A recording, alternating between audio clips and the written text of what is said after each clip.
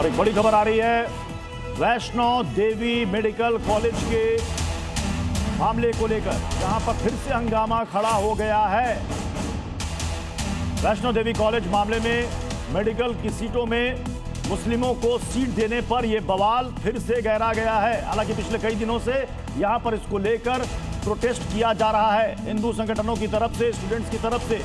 उनका कहना है कि यहां पर मुसलमानों को क्यों सीटें दी गई एमबीबीएस कोटे में, और इसी को लेकर वहां पर फिर से बवाल देखने को मिल रहा है। रजत हमारे साथ जुड़े हुए हैं। रजत, क्या कह रहे हैं वो? जी बिल्कुल प्रत्युष, इस समय हम जम्मू के इंदिरा चौक में मौजूद हैं, जहां पर आप देख सकते हैं एक बड़ी संघर्ष समिति का जो प्रदर्शन है वो लगातार यहां पर जारी है। और ये बता दें आपको कि 2008 में भी इसी तरह की संघर्ष समिति बनी थी, जिसके बाद एक बड़ा विरोध प्रदर्शन जो है वो किया गया था। और ये सभी संघर्ष समिति के जो सदस्य हैं वो लगातार यहाँ पर आप देख सकते हैं कि पहुंचे हुए हैं। और एक मांग जो है वो इनकी यही है कि 2008 में जिस तरह से इन्होंने अपनी मांगे मनवाई थी, एक बार फिर से जो है अपनी मांगे जो है वो मनवाने के लिए पहुंचे। मैम, क्या आज आह्वान करने के लिए आप निकले हैं बाहर? करने के लिए बाहर निकले हैं। जो हमारे बच्चों का 42 बच्चों का हक छीना उन्होंने, तो वो हम लेके रहेंगे। बिल्कुल, 42 बच्चों का हक छीना है, वो ये लेकर रहेंगे। और इसीलिए लगातार आप देखिए हाथों में ये तिरंगे लिए। सर, क्या आह्वान करने निकले हैं बाहर?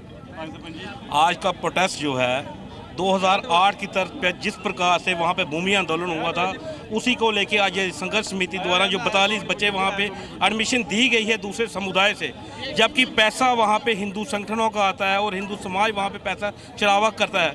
हमारा 2008 में हमने देखा था 2 महीने जम्मू कश्मीर बंद रहा था, लगातार अलग अलग जगहों पर प्रदर्शन हुए थे। क्या उसी तरह का आह्वान आप करते? देखिए, उस वक्त 61 दिनों का संघर्ष हुआ था और भूमि लेके छोड़ी थी।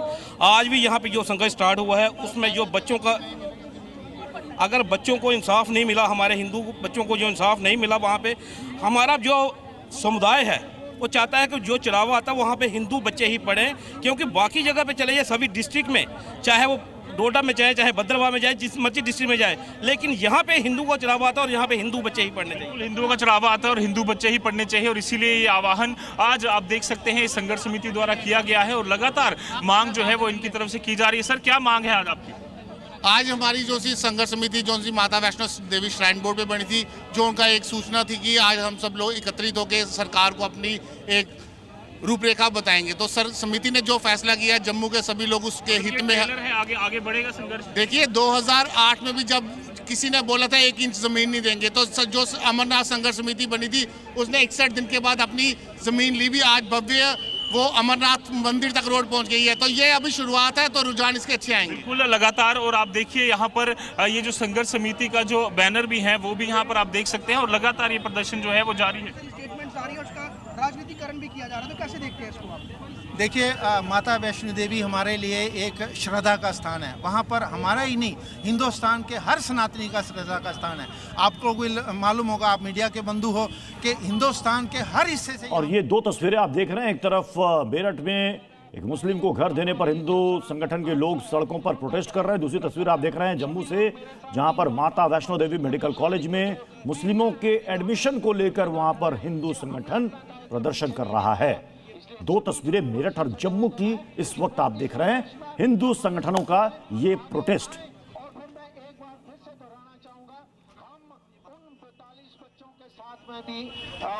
इंसाफ करवा के छोड़ेंगे अगर हमें अपॉर्चुनिटी। एक बार फिर से रजत का रुख करूंगा। रजत, क्या कह रहे हैं हिंदू संगठन के लोग? क्या अब उनकी डिमांड है, क्योंकि पिछले कई दिनों से प्रोटेस्ट चल रहा है इनका?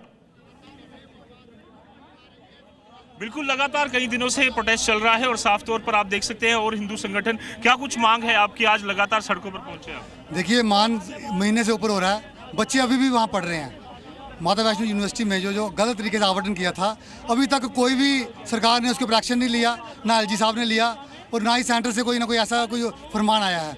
हमें आशा थी कि जल्दी से जल्दी कुछ ना कुछ होता है, लेकिन हमारी आशा की जो किरण थी वो बिल्कुल बुझा दी गई।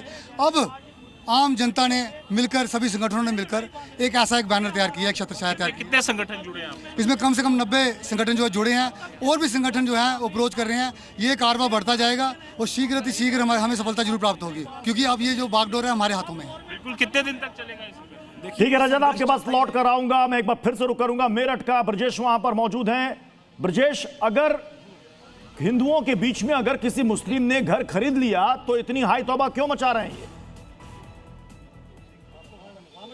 देखिए, उसी हाय तौबा के लिए लोगों ने पहले जब शिकायत की, शिकायत के बाद स्थानीय पुलिस पहुंची, पुलिस ने घर पे ताला लगा दिया। अब आपत्ति क्या कुछ है, उसी आपत्ति के लिए अगर आप देखें तो ये थाने के अंदर की तस्वीर है, सामने मूर्ति है और यहीं पर तमाम लोग यहाँ पर बैठ गए हैं। भाई साहब, एक बार फिर से मैं वही पूछना चाहता हूँ, किसी ने पैसे दिए, बेचने वाले को आपत्ति नहीं, आपको क्या आपत्ति है अगर कोई आके कहीं भी रहता है? हमें आपत्ति है, जहाँ ये मकान खरीदा गया इससे 100 मीटर पे ही एक मोहल्ला था, कम से कम 200 हिंदू परिवार रहते थे।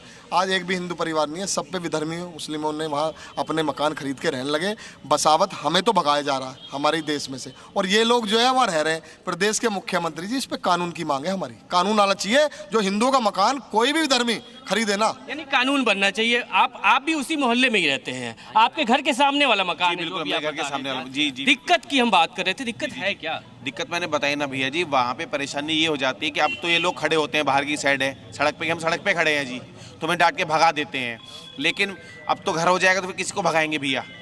खड़े हैं सड़क पे। ये खड़े भी हैं तो दिक्कत क्या होती है? यह दिक्कत ये होती है, आपस में बदतमीजी से बातें करते हैं, गाली गलौज करते हैं, खूब गालियां देते हैं। रात को सोने का समय हैगा, आप सोने के समय पे चहलकदमी करोगे तो कैसे सो पाएगा आदमी? मोहल्ले के अंदर क्या होता है भैया, रात को सब सो जाते हैं, ये रात को जाग जाते हैं, रात भर जागते हैं, वही दिक्कत है। यही दिक्कत है। जो सबसे बड़ा नमूना है वो हमारे लिए पटेल नगर है। संभल एक ऐसा क्षेत्र है जिसमें गवर्नमेंट ने भी संज्ञान लिया है, जहां पर अभी तक गवर्नमेंट खोज पड़ताल कर रही है, सब हिंदुओं की जगह निकली हैं, और हम भी अपने मोहल्ले को इस तरह हाथ से नहीं जाने देंगे। मोहल्ला बदनाम हो जाएगा आपको, आपको ऐसा लगता है? बिल्कुल हो जाएगा, ये हिंदू बहुल मोहल्ला है। बीच में ही देखिए, एक तो पटेल नगर चला गया, सोतीगंज में पहले हिंदू मोहल्ला था, वो भी खत्म हो गया है। बस अब हम बीच में बचे हुए हैं, सब कुछ हिंदू, वरना इधर से भी खत्म, इधर से भी खत्म। तो यहाँ थाने पे आप आ गए, कल पुलिस चौकी में भी आपने शिकायत की थी, थाने पे आ गए, अब क्या आगे का रास्ता क्या है?